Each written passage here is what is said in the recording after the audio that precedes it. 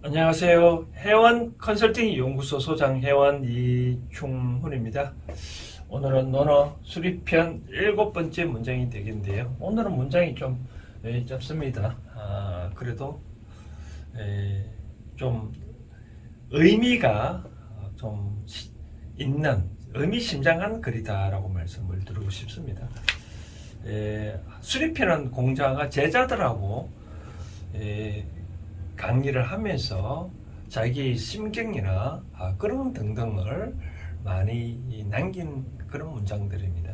보니까 자활, 자행, 속수, 이상, 오미상, 무회언이라 하네요. 보니까 뜻은 자, 행, 이때 자자는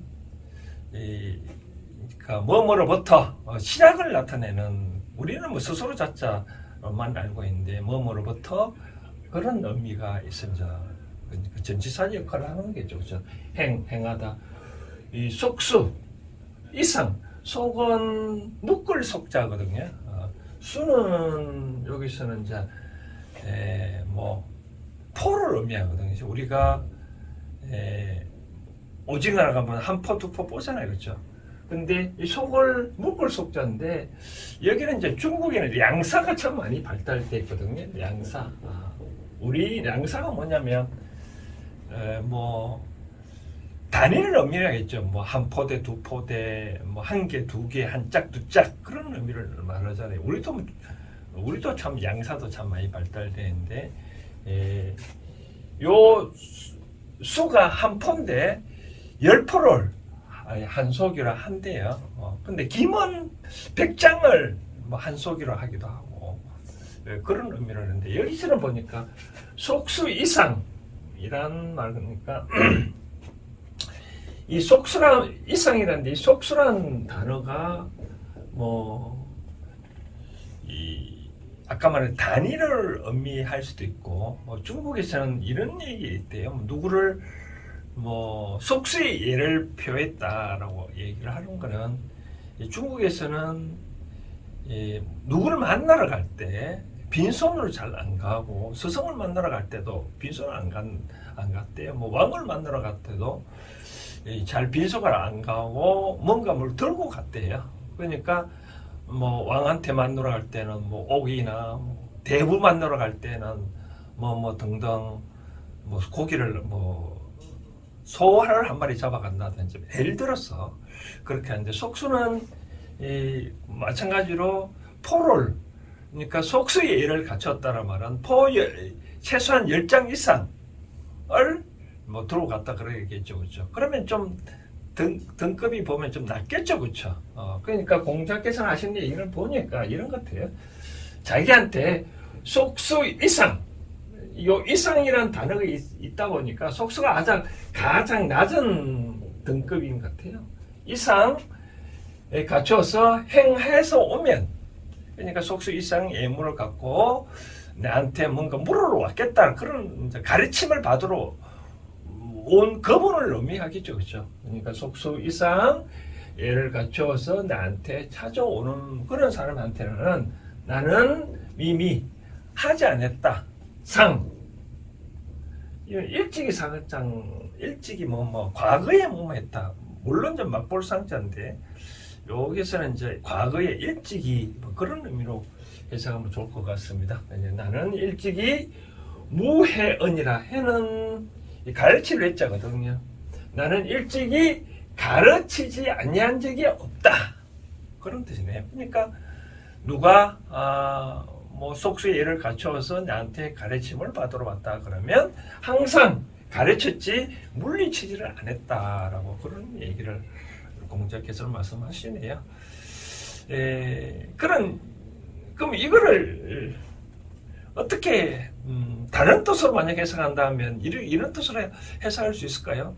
나는 누구한테 나한테 물음을 오면 항상 가르쳤다, 가르쳤고 대답을 했다 라고 할 수도 있고, 속수의 예를 안 갖춰오면, 그러니까 예지를 안 갖춰놓으면 안 가르쳤다라고 얘기를 할 수 있을까요? 여러 가지 의미가 있는데,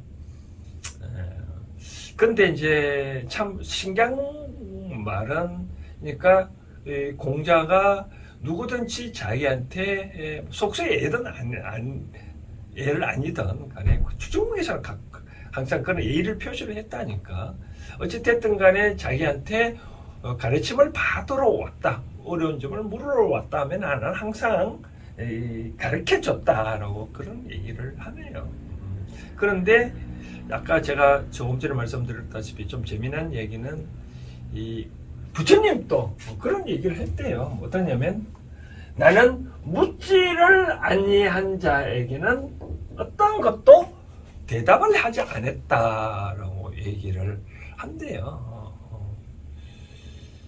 그러니까 위대한 뭐 성인들은 자기는 누구든지 찾아와서 물어보면 가르쳤지, 찾아와서 묻지 아니한 자에게는 대답을 하지 않았다라고 바로 그런 뜻으로 하는데, 부처님께서 하신 얘기 중에 가장 기억나는 중에 하나는 이런 얘기인데, 뭐 여기에 맞는 사항은 아닌 것 같은데, 어떤 길 가다가 뭐 이교교들이 부처님한테 이제 여러 가지 나쁘게 뭐 얘기를 해주겠죠. 욕도 하고.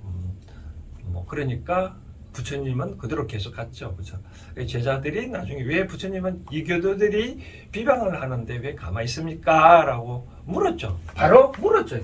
묻지 아니한 자에게는 대답하는데, 그렇게 물으니까 부처님께서는, 얘야, 네가 어떤 사람이 선물을 줬다. 그럼 네가 받지 않냐면 선물을 준 사람이 도로 갖고 가지 않느냐. 나는 저 사람 어떤 형상에도 내 마음이 이끌리지 아니했기 때문에 오히려 저 사람이 받아갔다라고 얘기를 하는데, 그처럼 부처님은 아주 단순한 것도 제자들이 물으면 있는 그대로 답변을 다 하셨다라고 얘기를 하네요. 그래서 공자도 뭐 제자가 3,000명이 뭐 넘었다고 뭐 기록엔 그걸 하는데, 공자도 제자들이 와서 물으면 항상 대답을 하셨다라고 얘기를 한답니다. 그래서 뭐 여기서 이제 현대적으로 제가 무엇을 생각할 수 있겠냐라고, 응용할 수 있겠냐 생각을 해보면, 이 말의 중요성에 대해서 한번 얘기를 하고 싶네요. 말을 우리가 하는 이유는 짐승들하고는 다르겠죠. 짐승들은 뭐 단순히 뭐 우는 표정을 짓겠지만, 사람만이 다양한 언어로 다양한 뜻으로 하잖아요. 그죠? 말을 한다는 뜻은 내 뜻을 상대방에게 전달하기 위한 목적으로 말을 하잖아요. 그렇죠? 근데 상대방이 안 받아주더라도 나는 내 말을 하고 싶었기 때문에 말을 하잖아요. 그렇죠? 근데 말이라는 것은 위대하기 때문에, 큰 뜻이 있기 때문에, 강력한 힘이 있기 때문에 말은 언젠가는 할 필요는 있다라고 말씀드리고 싶습니다. 예를 들어서 부부간에 싸움을 하더라도 예를 들어서 이런 경우가 있겠죠. 남편의 아내 입장에서 자꾸 이제 아내 입장에서 이거 해달라고 하더라도 남편이 만약 안 따라주면 아내가 어떤 말이라도 야 좀 뭐 설거지 좀 해줘라고 순간적으로 상대방이 예를 들어 설거지 좀 해달라고 했을 때 남편이 안 따르더라도 말이라도 한번 해놓으면 그 말은 파동을 일으켜서 상대방을 변화시킬 수 있다 이거죠. 그렇죠? 저는 가끔 저한테 상담받아 오는 분들한테는 그런 얘기를 합니다. 만약에 진짜 삶이 어렵다면 하늘에 대고도 한번 외쳐보라 얘기를 하거든요.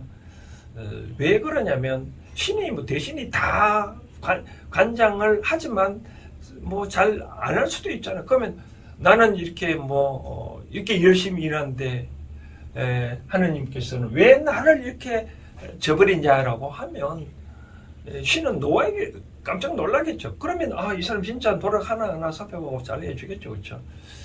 그래서 여기서 빗대서 얘기를 하면 그렇답니다. 이제 공자가 항상 상대방한테 누구든지 물어보면 말을 하면 그에 대해서 답변을 하듯이 일상생활에서 가장 큰 병은 스트레스거든요. 스트레스 환자인데 현대에게서 스트레스 쌓이면 병이 오거든요. 병이 오니까 스트레스 안 쌓이는 부분은 어찌됐든 상대방이 알아주든 안 알아주든 간에 말을 하면 스트레스가 풀리거든. 저는 그렇습니다. 담배 한 가지 피우는 게 나쁘다. 물론 나쁠 수는 있겠죠. 그러나 담배 한 대 피워서 연기 속으로 나의 스트레스가 사라진다면 담배 피워도 되거든요. 그것처럼 내가 답답하면 상대방이 들어준다는 전제하에 말을 하면 그것도 욕심이잖아요. 그렇죠?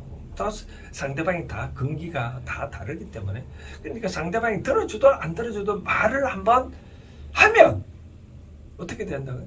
그럼 속 시원하잖아요. 그럼 상대방 그걸 기다만 들어놓는다 이거죠. 옛날에 그런 동화가 있잖아요. 뭐 임금님은 벌거숭이라고 스캠에서 다 동화를 하는데 대밭에 가가지고 임금님은 뭐 벌거숭이다라고 얘기를 하니까 답답하게 풀렸잖아요. 근데 그 임금님은 벌거숭이다라고 외친 그 말이 대나무 숲에서 울려서 퍼져나가듯이 하여튼 말은 위대하고 중요하기 때문에 상대방이 들어줄 거라까지 기대는 하지 말고 하고 싶은 말이 있으면 편하게 한번 뱉어놓으면 좋겠다. 그러면 상대방은 언젠가는 그 파동을 일으켜서 인지를 하고 반응을 한다라고 말씀을 드리고 싶습니다.